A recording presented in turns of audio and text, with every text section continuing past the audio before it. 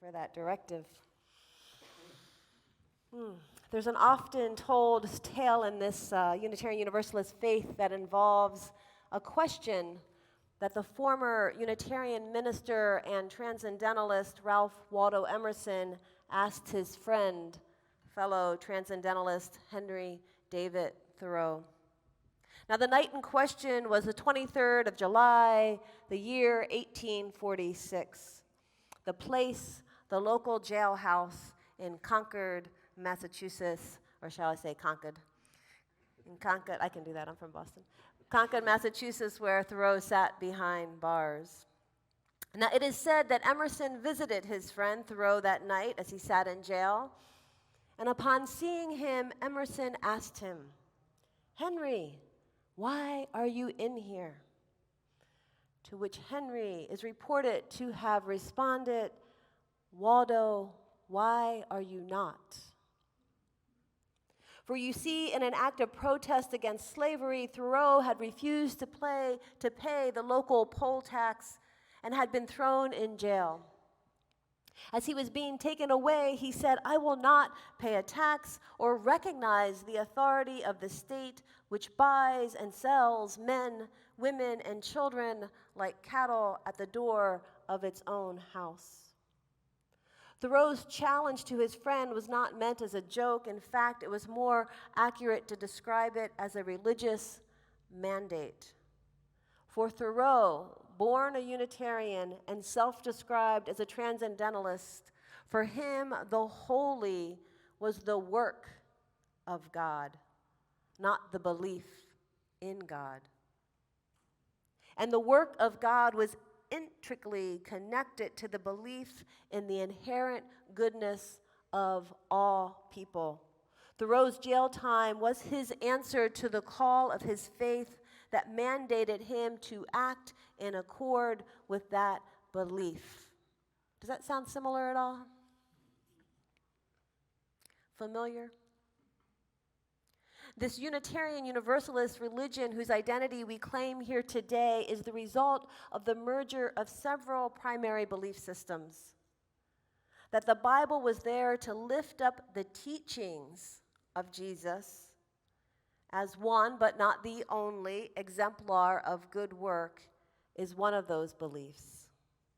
Another was the Universalist belief that we all have emerged from and will return to a source of love of God. No exceptions. Transcendentalism, an extension of Unitarianism as developed by Emerson and Thoreau and Margaret Fuller and Amos Alcott and others, they added a third belief system that emphasized that every person possessed the light of the divine truth, and that each was called to act in accordance with it. So when the Unitarians and the Universalists merged in 1961, they settled on the idea that it would not be one theological doctrine that would be shared by all, but that what would hold us together would be principles derived from these beliefs. And truly what Thoreau exemplified, what he gave an example to, thank you, in his question to Emerson, right?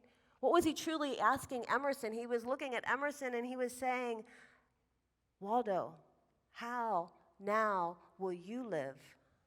Right? Knowing that the government is tolerating the enslavement of people who possess the light of the divine, Waldo, how will you live? Why are you not in jail? What are you going to do? Will you see this as your problem? I do not believe Unitarian Universalism can exist as a creedless religion without a mandate to answer this question. Even as our 7 UU principles articulate the values we hold, we are not really Unitarian Universalists until we decide how it is we will live them into being. How then will we live? How shall we be known? Okay, so here's where politics comes in, right? Even if we try hard to avoid the drama and the posturing of politics, the reality is that we are a society run by politics. The policies, the rules of law that we are subjected to and or enjoy are put in place by a political system. Now, this is the point where the non-religious or those without stomach for religious activism want to shout, but separation of church and state. Religious ideas must not impact politics, some say. By this, we often mean others' religious ideas must not impact politics, right? Because let's face it, who wouldn't like our religion to impact politics? Amen? Imagine for a moment a Unitarian Universalist president, or a majority in the Congress as Unitarian Universalists, or a Unitarian Universalist majority in the Supreme Court. No, wait, separation of church and state. The first clause in the Bill of Rights states, Congress shall make no law respecting an establishment of religion or prohibiting the free exercise of it. By that, it means that the government cannot dictate a national religion or create state-sponsored churches or prohibit us from the exercise of our religion, and that is good. But religion and politics have never been separated. From the prophets of the Hebrew Bible who counseled Micah, act justly and love mercy, to a plethora of rabbis, ministers, pastors, priests, lamas, monks, imams of today, religious leaders and religious texts ask us to not leave our faith in the sanctuary, but to take it to the streets and into the places of policy making. Religion has never been just about the big, mysterious questions of life and death. All religion doctrines, beliefs, and values must eventually intersect and run smack into our daily lived lives. They all ask, how then shall we live? When Jesus walked into the temple and threw over the tables of the money changers, it was not just because he wanted to reserve the temple for prayer, but because he saw the corruption that was occurring and felt compelled to stop an injustice. And we know what happened after that. He put his life on the line. He took a stand. And he was answering the question of how shall I live? In fact, much of Jesus' teachings, from what I can see, are precisely that question. It was not until much later, after his death, that Christianity began to focus on his dying more than his living. But when Jesus instructs his followers to love thy neighbor as thyself, or declares that whatever you did for one of these, the least of my brothers and sisters, you have done to me, he wasn't giving an intellectual discourse on the theology of dying. He was clearly telling people how to live. James Luther Adams was a prominent Unitarian professor in the 20th century. In 1935, as a young Unitarian minister and newly appointed professor of theology at Meadville Lombard, one of our Unitarian theological schools, he went to Germany to study with some of the great theologians of the time. There he was confronted by a deeply unsettling fact. Germany's churches were not effectively resisting the rise of Nazism. Luther has been a convert to Unitarianism. He had been a convert to Unitarianism from Baptist fundamentalism. And he had gone overseas with high expectations of Germany's long-standing tradition of liberal theology. But German liberalism hadn't foreseen the Nazi threat, nor did it seem to offer adequate resources for resistance. And he later described the impact of his experience. He said, "In Nazi Germany, I soon came to the question, What is it in my preaching and my political action that would stop this? He continues and says, it is a liberal attitude to say that we keep ourselves informed and read the best papers on these matters and perhaps join a voluntary association now and then. But to be involved with other people so that it costs and so that one exposes the evils of society requires something like conversion. Something more than an attitude. It requires a sense that there's something wrong and I must be different from the way I have been. Did you catch that? He said, I must be different from the way I have been. There is a level of responsibility taking that I find profound. Adams was taking personal responsibility for how he was living. That was not stopping the rise of Nazism. As Unitarian Universalists, we do not all share the same theological beliefs, but make no mistake, this faith is about belief. When Unitarians merged with Universalists and set aside religious doctrine, they could have easily regressed into one big social club. And sometimes, some congregations have been accused of doing just that, of becoming a club that meets weekly to talk about how wise we are to have let go of those theological binds of our ancestors, a club that sings songs with words that we all agree on, while taking turns speaking about the wounds inflicted on us by past religious experiences, only to then retreat expeditiously to the fellowship hall for coffee and a donut. But not us, right? Have you ever been asked what you believe as a Unitarian Universalist? Or perhaps you've been told, oh yeah, you-ism, that's the religion where you can believe anything you want, right? At those times, how many people fumble a little bit and point out the first principle, right? Saying, well, we believe in the inherent worth and dignity of everyone. It's a good answer. And most of us follow it up with our seventh principle, right? We add, we believe in the interconnectedness of all of life. Now, maybe if you're a little studied in the principles, you'll throw in the second principle, even if you don't know which number it is, and you'll talk about how we promote peace and justice and compassion in human relationships. Or the fourth principle, and you'll say that we believe that everyone has the free and responsible search for truth and meaning.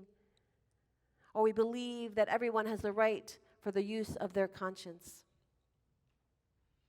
If you're really studied, and most ministers don't remember which principle is which either, but if you're really studied and you know, you might even say, our sixth principle says, we believe in peace, liberty, and justice for all. But my friends, if you really want to simplify things, next time you are asked what you believe, I have a suggestion for you. Do you have your notes? You might want to write this down. When someone says, what do Unitarian Universalists believe? Tell them this. Say, Unitarian Universalists believe in the question, how then shall we live? And because this is our primary question, it would be impossible for me or any other Unitarian Universalist minister to stand at a pulpit and not point to the places where we need to reassess our conformity with how we are living, to do what Adams did and take responsibility, to make it our problem. If we believe we are all connected, how then do we live with environmental destruction and abuse? If we believe in peace and justice, how then do we live with gun violence and the proliferation of weapons of mass destruction? If we believe that everyone has inherent worth and dignity, how then do we live with the conditions in our prisons or tolerate asylum seekers being tricked into being transported to a state where, and I quote, there will be a surprise waiting for you?